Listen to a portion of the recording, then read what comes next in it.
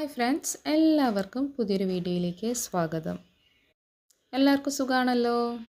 ഇന്ന് ഞാൻ വന്നിരിക്കുന്നത് ഒരു അടിപൊളി ജ്യൂസിൻ്റെ റെസിപ്പിയുമായിട്ടാണ്.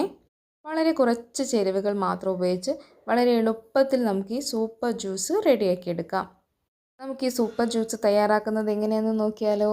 അതിനു മുമ്പായി ചാനൽ ആദ്യമായിട്ട് കാണുന്നവരുണ്ടെങ്കിൽ ഒന്ന് സബ്സ്ക്രൈബ് ചെയ്ത് സപ്പോർട്ട് ചെയ്യണേ. കൂടാതെ ബെൽ ബട്ടൺ എനേബിൾ ചെയ്തതിലെ ഓൾ എന്ന ഓപ്ഷൻ സെലക്ട് ചെയ്താൽ ഞാനിടുന്ന എല്ലാ വീഡിയോയുടെയും നോട്ടിഫിക്കേഷൻ നിങ്ങൾക്ക് ലഭിക്കുന്നതായിരിക്കും. ആദ്യമായി ഞാനൊരു ബൗൾ എടുത്തിട്ടുണ്ട്. അതിലോട്ട് കുറച്ച് വെള്ളം ഒഴിച്ചു കൊടുക്കാം. ശേഷം ഒരു 1.5 ടീസ്പൂണോളം പഞ്ചസാര എടുത്ത് നന്നായി ഒന്ന് മിക്സ് ചെയ്തെടുക്കുന്നുണ്ട്. ഇനി ഇതിലോട്ട് 1 ടീസ്പൂണോളം കസ്കസ് ഒന്ന് കുതിരാനായിട്ട് ഇട്ട് കൊടുക്കാം. കസ്കസ് ഇതുപോലെ മധുരമുള്ള വെള്ളത്തിൽ കുതിർത്തെടുത്താൽ കുറച്ചുകൂടി ടേസ്റ്റ് കൂടുന്നതായിരിക്കും. കൂടാതെ കസ്കസ് കുതിരാനായിട്ട് നോർമൽ ടെമ്പറേച്ചറിലുള്ള വെള്ളം എടുക്കട്ടെ. ഐസ് വാട്ടറിലൊക്കെ കുതിർത്തെടുക്കുന്നതിനേക്കാളും പെട്ടെന്ന് നോർമൽ ടെമ്പറേച്ചറിലുള്ള വാട്ടറിൽ കുതിർന്ന് കിട്ടും. ഇനി നമുക്കിതൊരു സൈഡിലോട്ട് മാറ്റി വയ്ക്കാം. ഞാനൊരു മിക്സിയുടെ ജാർ എടുത്തിട്ടുണ്ട്. അതിലോട്ട് ഞാൻ ആദ്യം തന്നെ ചേർക്കുന്നത് പഞ്ചസാരയാണ്. ഏകദേശം ഒരു 1.5 ടേബിൾ സ്പൂണോളം പഞ്ചസാര ചേർത്തിട്ടുണ്ട്. ഇനി നമുക്ക് ഒരു കഷ്ണം ഇഞ്ചി ഒന്ന് ചെറുതായിട്ട് കട്ട് ചെയ്തതും കൂടി ചേർത്ത് കൊടുക്കാം. പെട്ടെന്ന് അരിഞ്ഞ് കിട്ടുന്നതിനാണ് ഇങ്ങനെ ചെറുതായിട്ട് കട്ട് ചെയ്തെടുത്തിട്ടുള്ളത്. ഒരു ഏലക്ക കൂടി ചേർക്കുന്നുണ്ട്. ഇനി നമുക്കിത് ഒന്ന് അരഞ്ഞു കിട്ടുന്നതിനാവശ്യമായ വെള്ളം കൂടി ഒഴിച്ചു കൊടുക്കാം. ഞാൻ തണുത്ത വെള്ളമാണ് ഒഴിക്കുന്നത്. ഇത് നല്ല പച്ച മാങ്ങ, നല്ല തൊലി കളഞ്ഞെടുത്തതാണ്.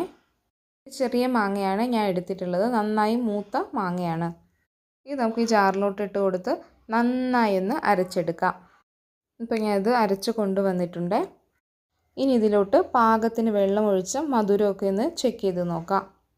ഞാൻ 1 ടേബിൾ സ്പൂൺ കൂടി പഞ്ചസാര ചേർക്കുന്നുണ്ട്.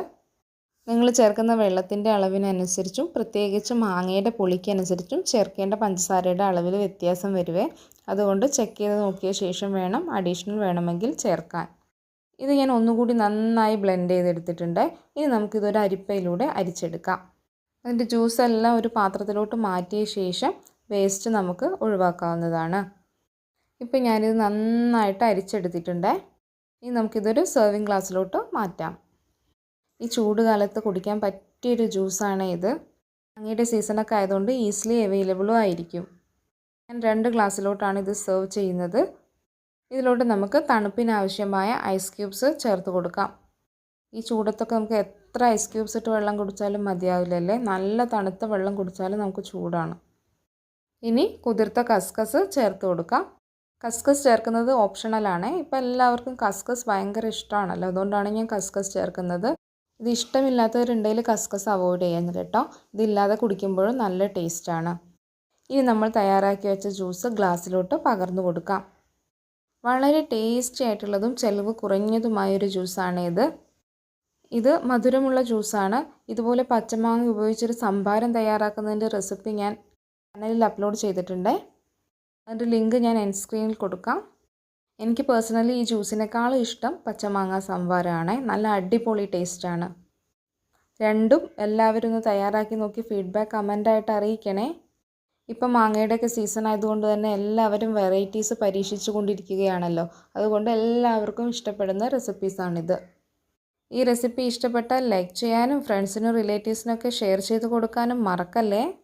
ചാനൽ ഇതുവരെ സബ്സ്ക്രൈബ് ചെയ്യാത്തവരുണ്ടെങ്കിൽ സബ്സ്ക്രൈബ് കൂടി ചെയ്ത് സപ്പോർട്ട് ചെയ്യൂ. വീണ്ടും പുതിയൊരു അടിപൊളി റെസിപ്പിയുമായി കാണാം. താങ്ക്